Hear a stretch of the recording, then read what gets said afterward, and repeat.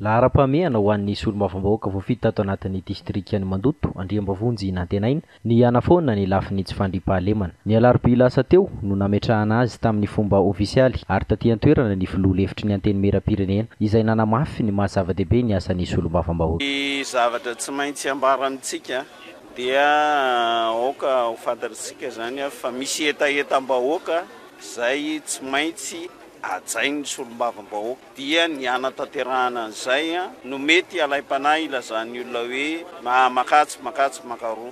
Io zany dia fomba fatao ary amporofona amin'ny vahoaka indrindrandrindra ilay solombavambahoaka ny Madagasikara izay voafito amin'ilay toerana no hoe fanombohana ny fanatanterahana ny asa. Tanora ny solombavambahoaka ny distrikany Mandoto ary vonona natanteraka ny asany. Arako mahatanora ny tena zay dia mba manana paikady ihany entina fampandrosoana ny firenena sy ny distrika moa zany.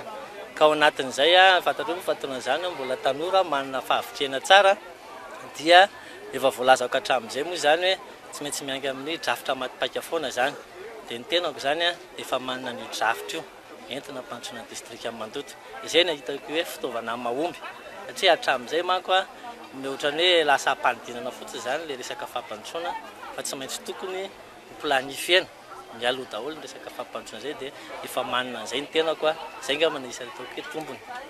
Ny lehiben'ny faritra izay nitarika ny hery velona rehetra tato anatin'ny faritra Vakinankaratra dia nanamafy fa saripady tokoa ny andraikitry ny solombavambahoaka ary tamin'ity fotoana ity ihany koa nentina ampahafantarana fa efa misy ny document cadre hita tanana ny faritra Vakinankaratra.